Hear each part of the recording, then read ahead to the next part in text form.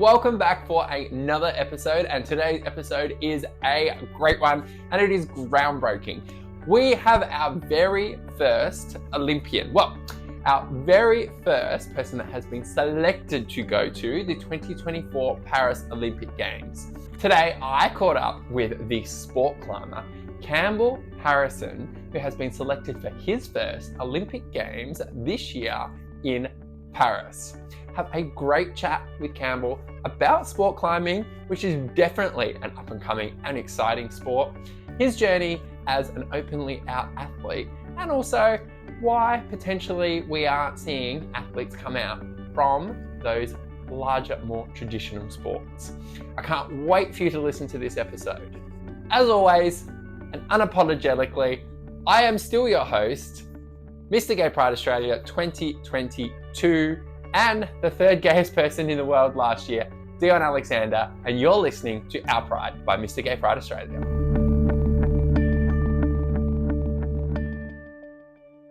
Welcome back, everybody. Today I am in the absolute presence of royalty. I have Campbell Harrison. Campbell, welcome to Our Pride by Mr. Gay Pride Australia. Thank you. Thanks for having me. I'm excited to be here.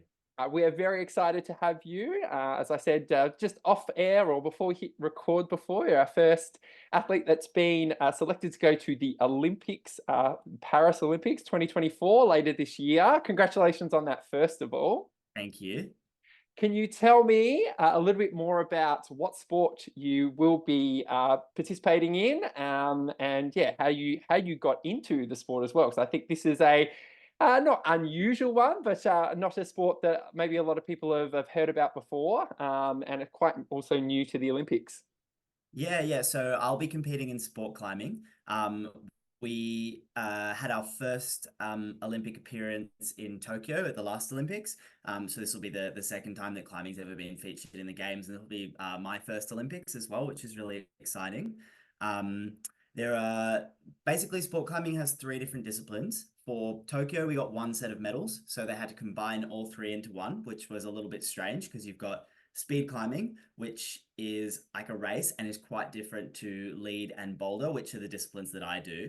And so they're sort of more the like technical based disciplines, kind of more traditional climbing, I guess, difficulty based. And so yeah, I'll be competing in a combined variant of those disciplines. I started climbing when I was about 8 years old. I was like a typical kid with too much energy. I loved climbing all over things. I loved playing games like Tomb Raider and stuff. I was a big Lara Croft fan. So I think that was what maybe inspired me to get into climbing. So I just asked my dad if it was something that we could try. And I fell in love with it pretty instantly. It was definitely like quite different to what I expected. But I guess the more I delved into climbing, the more I loved it. And so, yeah, and here we are now. It's become an Olympic sport, and I'm going to be heading there. And that whole aspect of it is a little bit crazy.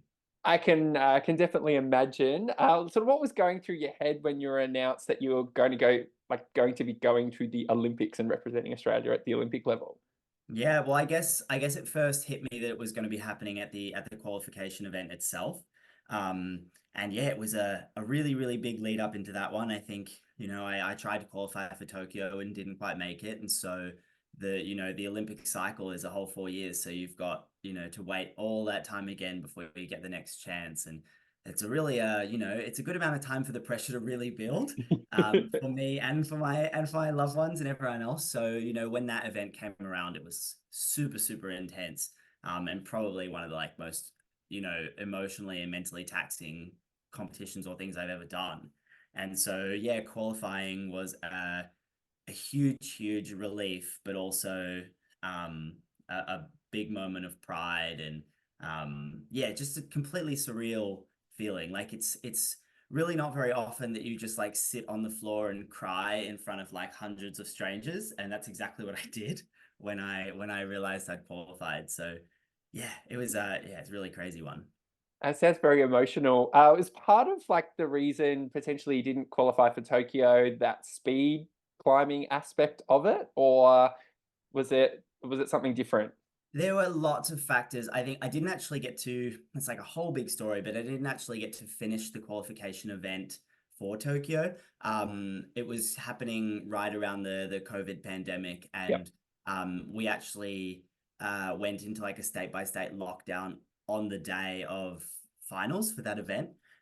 So I had like a bunch of family things that had been going on prior to this, and in the end, we basically had to bail on the comp and go home at risk of getting stranded, and it was very like quick and heartbreaking decision. So that also played a lot into kind of that like sense of pressure or real desire to make up for it this time, because last time it kind of felt like unfinished business. Yep. Whereas this time, I was first and foremost, whether I took the spot or not, I was just glad that I had the opportunity to do it again and to give it everything and cross the finish line. And yeah, fortunately, it worked out for the best in the end.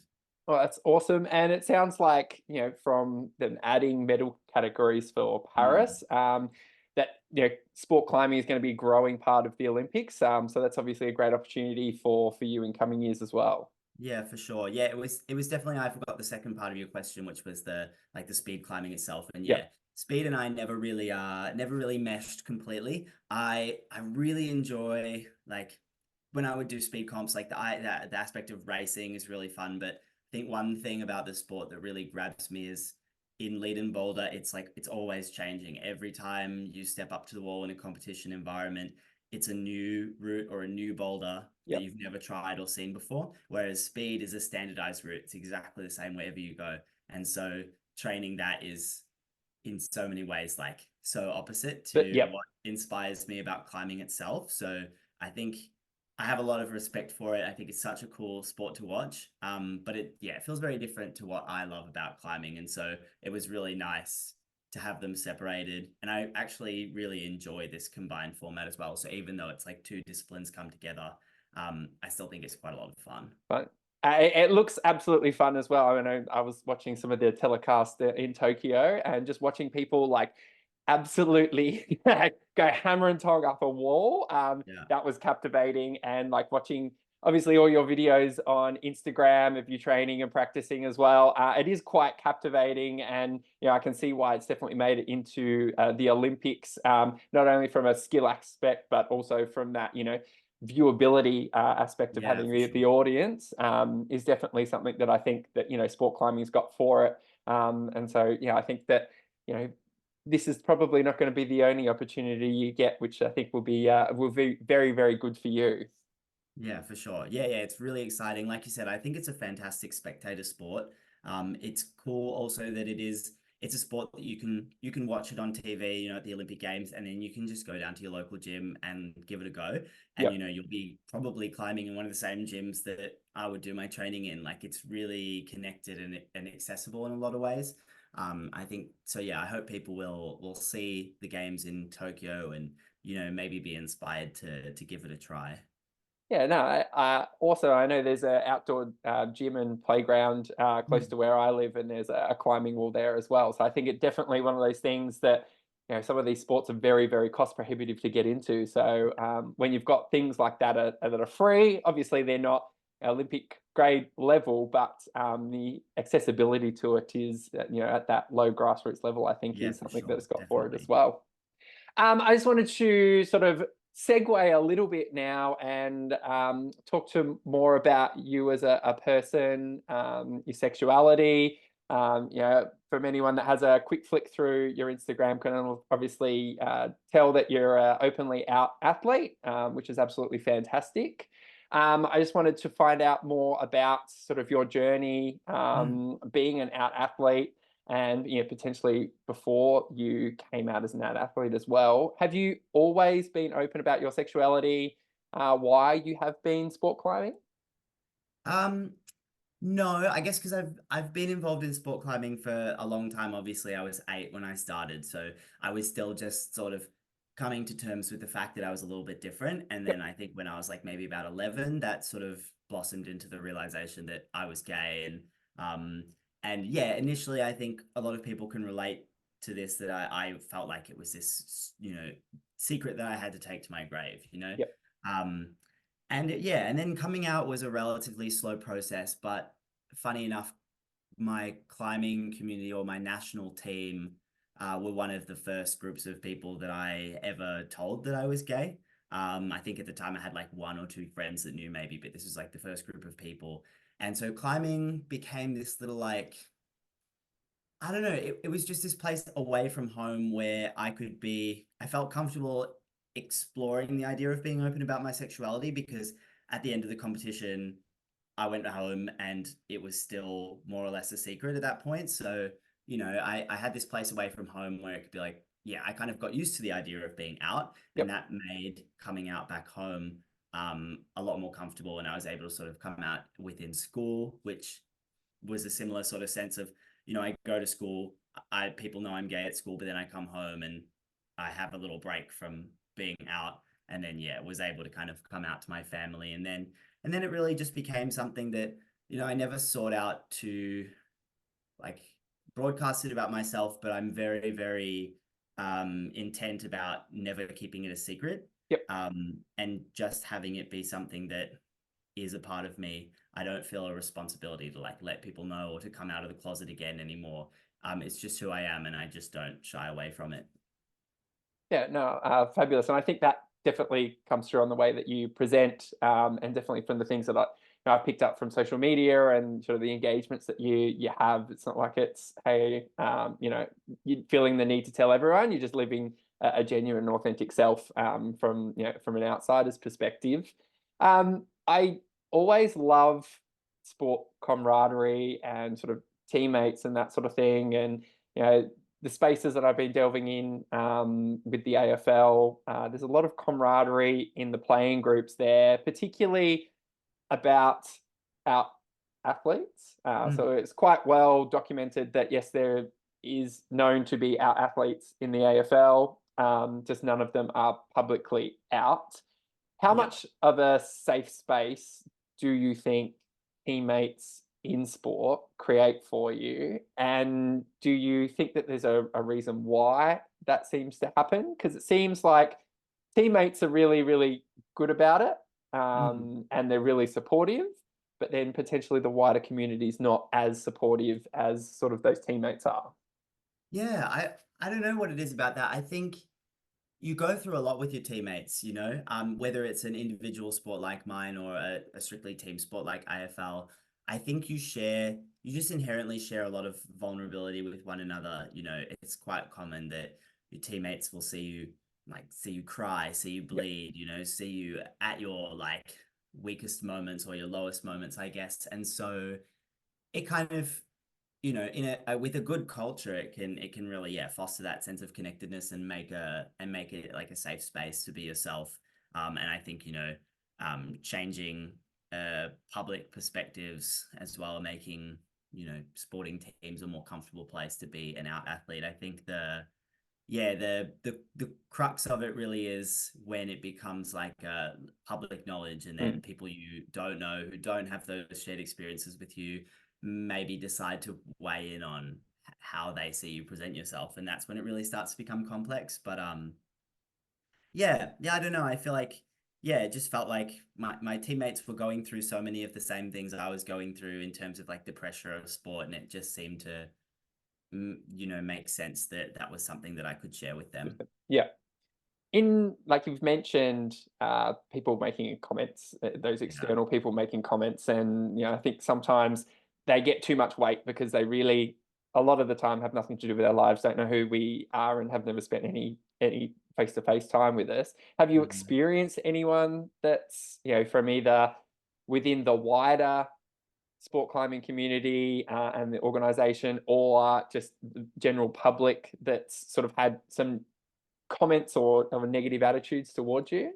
Oh yeah, 1,000,000%. I feel like if I had $1 every time, maybe I would wouldn't have to do as much fundraising. But yeah, I think especially when anything I do kind of makes it outside of my bubble. I think like Yep. Melbourne, especially in the climbing community in Australia, is fairly open and progressive. But I think, like a few years ago, I wrote a piece about which I think a lot of public outlets would see as my like coming out, even though had been out for a long time. But I wrote an article for this magazine based in the States, and that got published. And the comment section for that was just trash. Like a lot of yeah, people like a lot of like really, I don't know, like specific assumptions that people would make about me Yeah. based on like what I'd written in this article, and it just didn't stop coming. And I think that's probably like the most forward example of like of it that I've experienced. But yeah, I think if I say something that people don't agree with, my queerness or my sexuality is kind of the first thing that they'll choose to pick apart because Yeah. I guess it sticks out as different.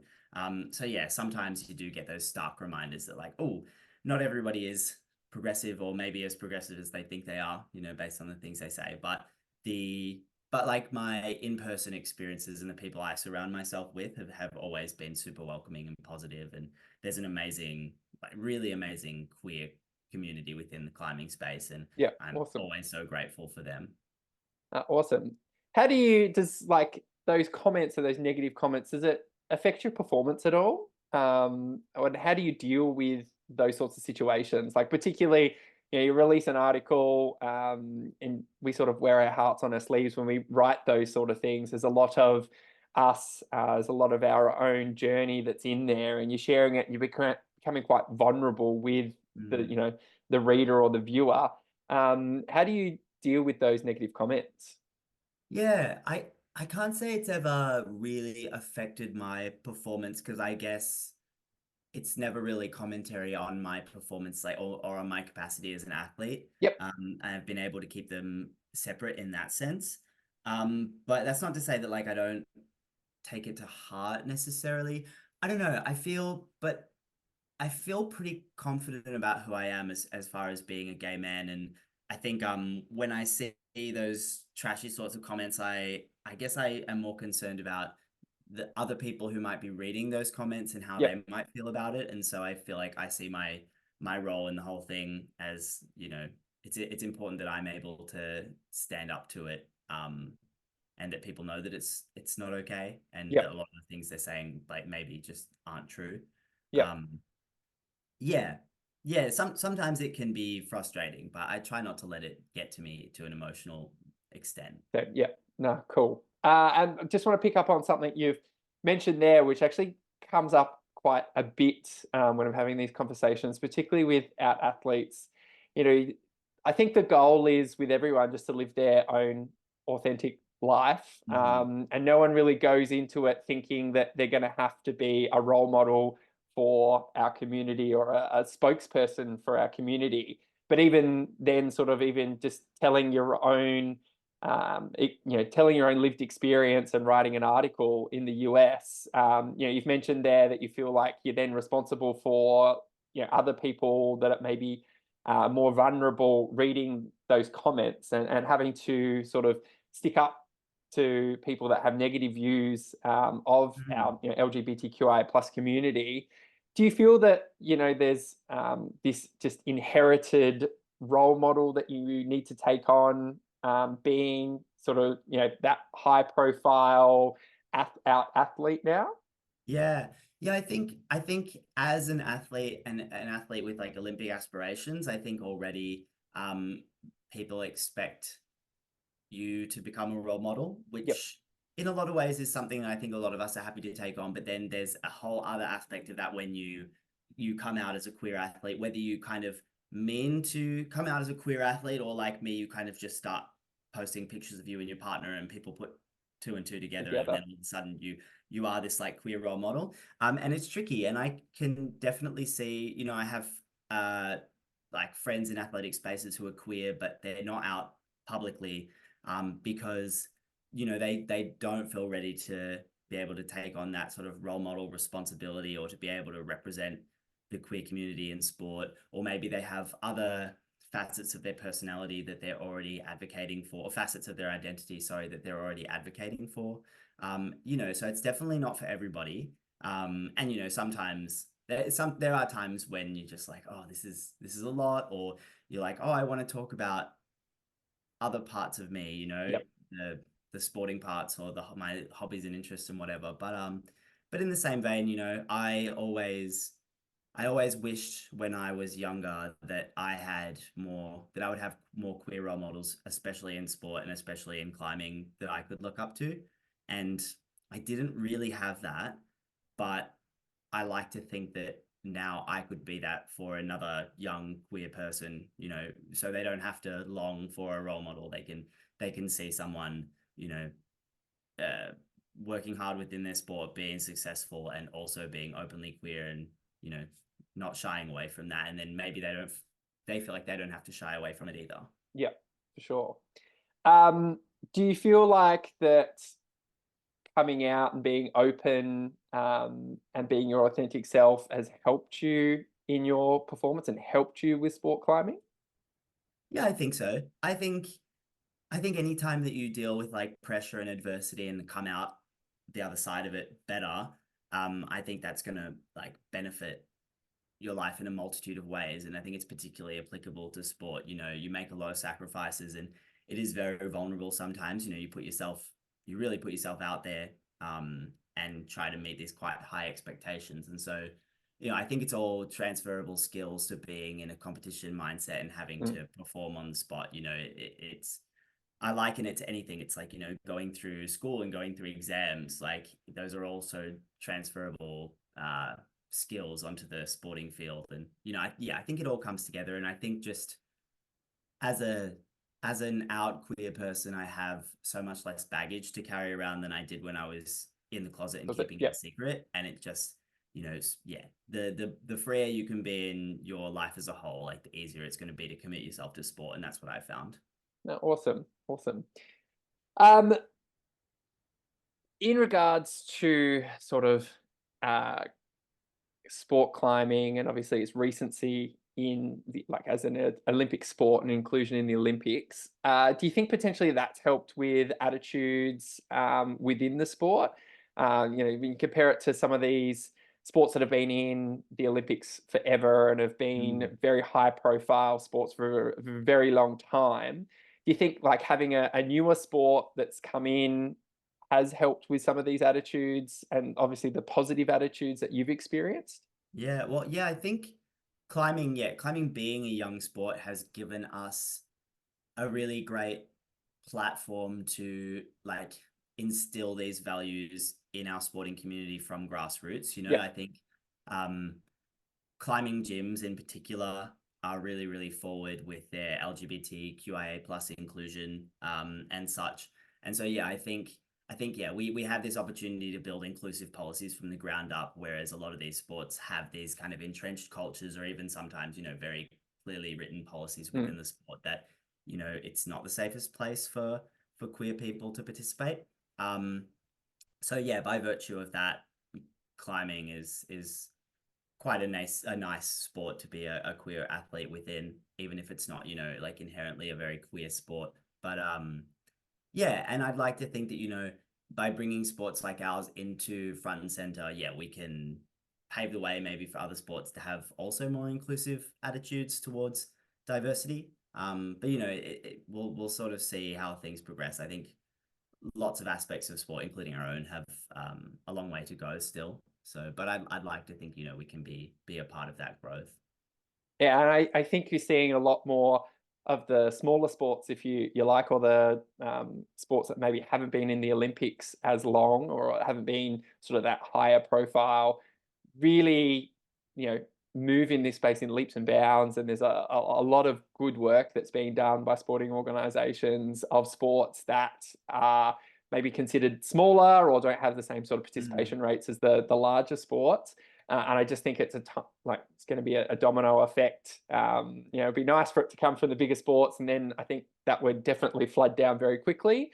But I think we're just seeing that this progress from smallest to medium-sized sports that are making really good progress to then sort of lead the way for these bigger sports and probably change attitudes, particularly at like community level, Mm. for them to then flow onto the bigger sports. So I think it's only just a matter of time. Yeah, for sure.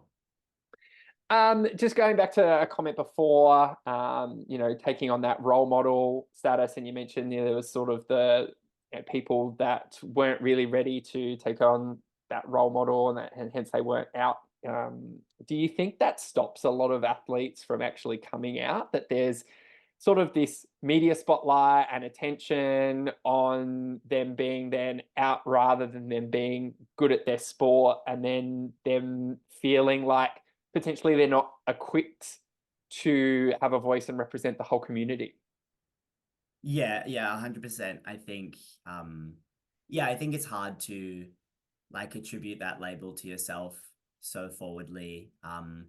Yeah, and like I said before, sometimes you come into like an interview or a podcast like this to talk about like who you are as an athlete, and sometimes it can overshadow that. Obviously, this is very different because it's like, that's what the podcast is about. It's what we're here to talk about. But sometimes it comes out of nowhere, and you really have to, like, you're always on as like representing the queer community. And I think sometimes, like I said, I don't I don't really actively push on people that, like, I'm a gay athlete and you should watch me because I'm gay. It's like, it's just a part of who I am, and I will just post pictures of my partner and me, or share things that I'm passionate about. But because the media will grab onto the queer aspect, then Yep. people attribute that to you and think that you're trying to, like, maybe push some kind of agenda or something, or that you're like piggybacking on you know, uh, queer issues, like build your profile or whatever. Yep. But I think that gets attributed onto you, whether you like it or not, or whether it's something you're actually engaging in. So yeah, I can totally empathize with people who choose not to out themselves. I wish more people would, because it is quite empowering to see athletes in sport, especially athletes who are in their careers. You see a lot of athletes come out post sporting career, Yes. which is great. But yeah, it would be really nice to see, more queer athletes within the sport, and also, like, I guess, see the culture get to a point where people don't feel like they have to keep their identities kind of a little bit secret while they're also participating in sport. Those two things can coexist.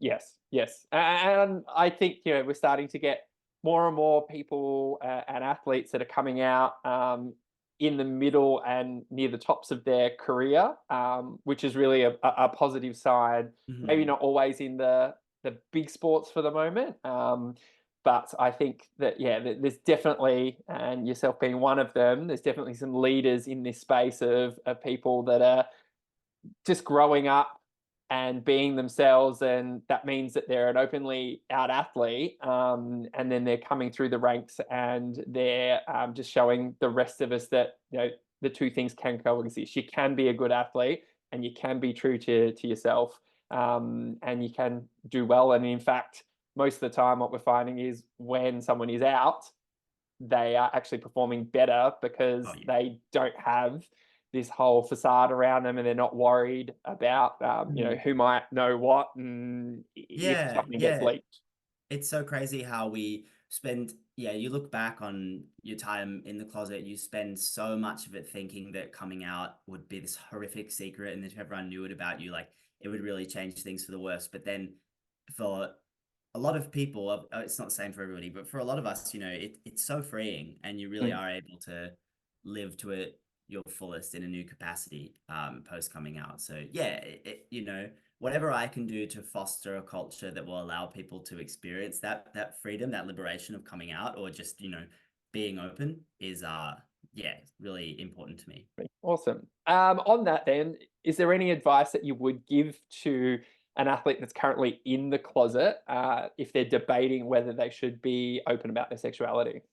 I mean, obviously it's different for everybody. It's not always safe for every single person, but I think maybe just entertaining the idea of it not being a secret. Like, um, that you could maybe just, if you were gonna post a picture of, in the same way you might post a picture of you and your friend getting brunch, if you're going to brunch with your partner, posting a picture to Instagram, that sort of thing, you don't owe it to the world to, like, inform them or announce to the world that you are a certain way. But yeah, just maybe trying to, have it not be a secret, or going into conversations with the mindset that you're kind of assuming that they already know.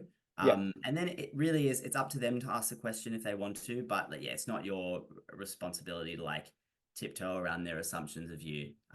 Yes, I don't, yeah, it doesn't have to be some kind of, like, grand announcement or some big coming out party or whatever. It can just be you being like, okay, I don't like this being a secret. It hurts to keep it so close to me. So I'm just gonna, you know, go about my day, go about my life as if everybody already knows, and then, and they'll come to their own conclusions. I think that's quite empowering. At least it was for me. Oh no, and I think that's really good advice. And I think that you hit the nail on the head there. It's going to be a different experience for everyone. And some people are potentially not in a safe space to do it, and then others will have found their tribe. And a lot of the time within sport, as I'm seeing, there's going to be teammates or close competitors you've got a really good bond and friendship with. They're actually creating a really good support network for Yeah. you, which is Yeah. really reassuring. And my experience is that for every person who's gonna like message you on Instagram and tell you to shut up and like stop making such a big deal about it, there's gonna be 100, 1,000 messages, of people saying that you've that they really, that they really connect with what you put out, or that you've encouraged them or inspired them to be more open in themselves. So, yeah, there are going to be people who are going to speak out against you, or say things to you that might not feel so good, but then there's going to be so many more who really make you feel justified Yep. in being out and proud. Have you been surprised by some of those comments of support? And I was fortunate enough to speak at quarter time at the Pride game a couple of years ago now, between the Sydney Swans and St Kilda, and sort of posted that video of me, being interviewed on the boundary line in front of 40,000 at the SCG, and someone was like, "I never thought I could go to a football game, but this has just shown me that there is a safe space and I will be able to go. And I never thought that would be the case." And I think that comment to me really like took me aback. I wasn't sort of expecting what I was doing to have that much of a significant impact on Yeah. someone. So if you had like a similar experience or been sort of, I suppose, shocked that, maybe even it's just posting a photo with your partner, at a climbing event celebrating, and then all of a sudden someone's turned around and been like, "Oh my God, this is absolutely amazing," and it Yeah. sort of shocked you?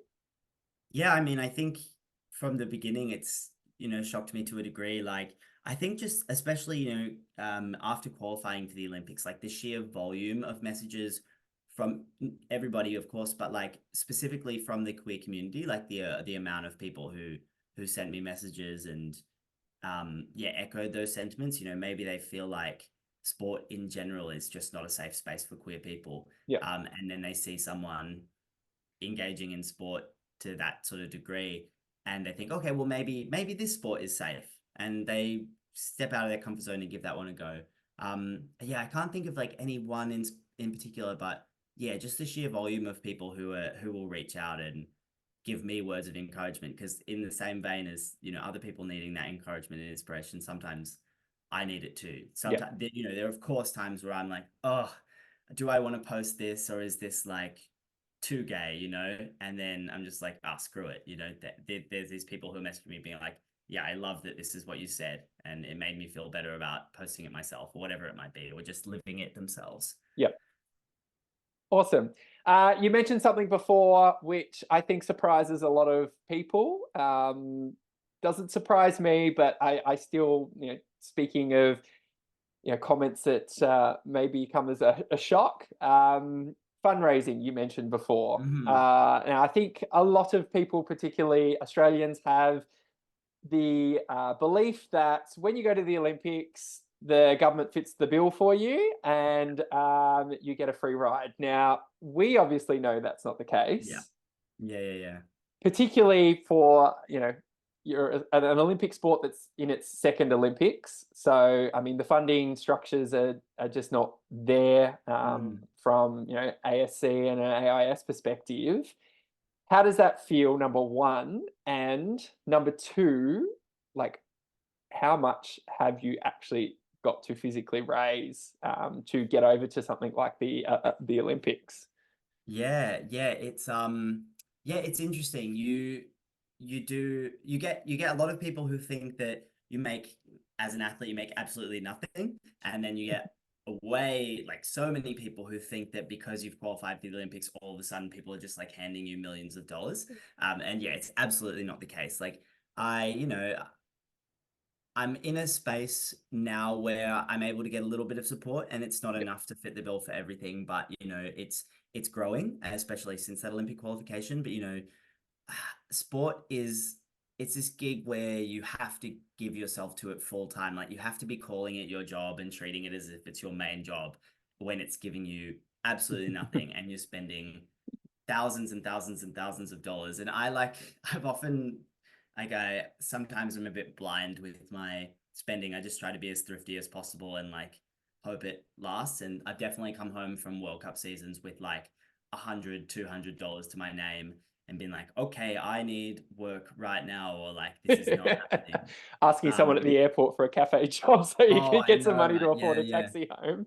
yeah. It's yeah, it can be, yeah, it can be really tough sometimes, and you definitely do have to make a lot of sacrifices. And you see your friends like buying themselves fun things, like a new phone or a laptop or whatever it might be, and yeah, you just like, oh, I couldn't even dream of replacing my laptop. I think I replaced my laptop a couple of years ago, and it was like spending that much money on one thing that wasn't climbing. I think I never even dreamed of doing that before. So yeah, it can be tough. Like the Olympics themselves are funded. You know, you're playing to the games, your accommodation during your event, and then your plane ride home. That's covered. But like I said, you know, you don't just turn up to the Olympics and compete. You have to be training like full time just to, you know, the my journey to qualifying was like 8 years or sort of, you know, a long period of time just to get to qualifying.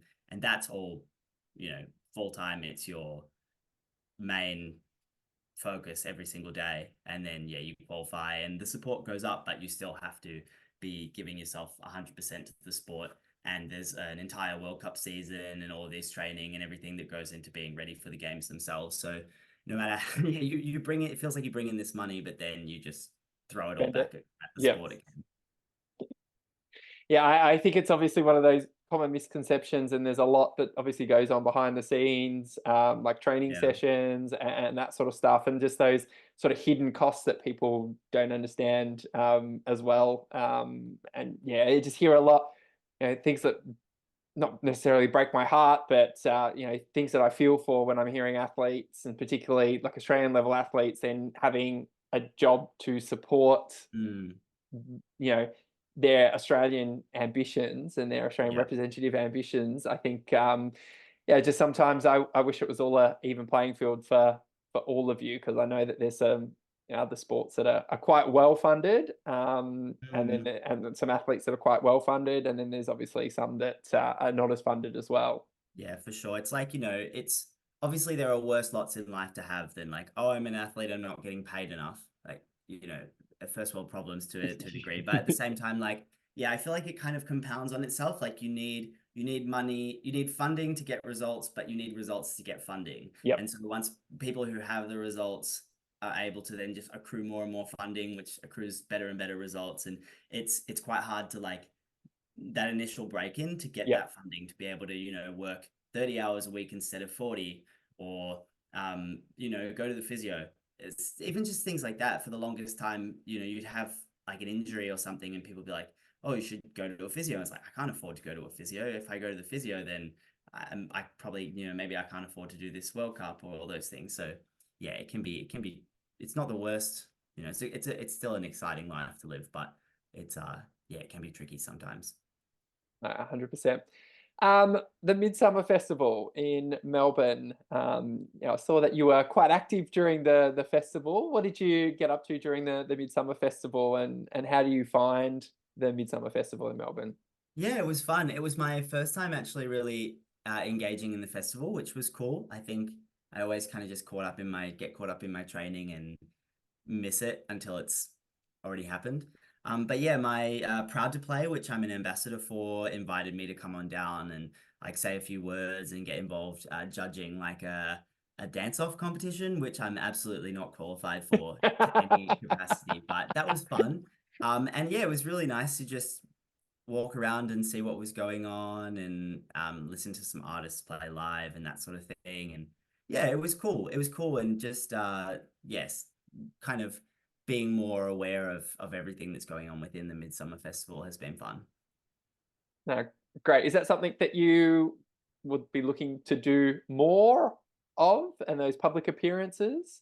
I mean, I'd also like to just, I mean, I've never really been to Pride, just to like party and have a good time. Yep. And I love to like dance and, have fun with my friends and that sort of thing. So yeah, it would be nice to get more involved in that sort of stuff. I think going and doing it as like having like speaking events and obligations when you're there can be a little bit different. But yeah, it was fun. I definitely like to get more involved in the future for sure.